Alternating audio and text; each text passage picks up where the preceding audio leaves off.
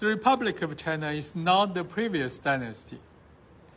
The ROC was not only a period of the whole China's past, but also represents the whole China's everlasting future. It is a beacon for the Chinese people on the path to democracy. Since 1996, when Li Nenghui became the first president of the Republic of China to be directly elected by the citizens, there have been 7 direct presidential elections. In today's ROC, not only are the president, vice president, and members of the legislative yuan elected by popular vote, but mayors, county magistrates, and city and county councilors are also elected through universal, direct, and competitive elections. This breaks political monopolies, unlike the developed Western countries, introduces fair competition and market mechanisms into Chinese political life. It not only truly achieves meritocracy, but also generally realizes the democratic system that in 1945, Mao Zedong taught Huang Yanpei could avoid the cyclical rise and fall of dynasties.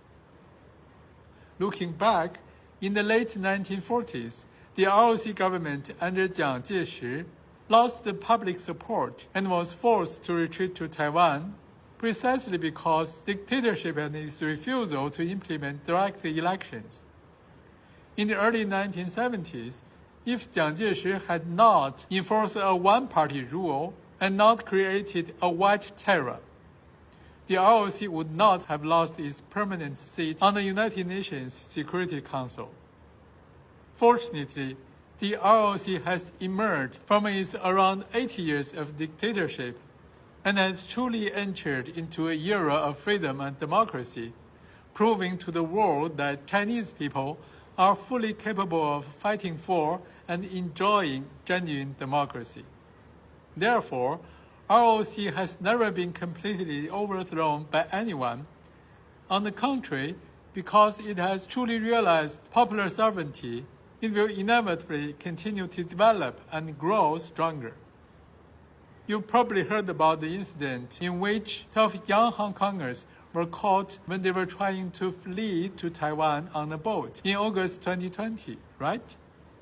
This incident proves where people's hearts lie. As Mr. Lincoln once said, a government of the people, by the people, for the people, shall not perish from this earth. With the ROC as a guiding beacon, the light of freedom and democracy will surely soon shine across all of China.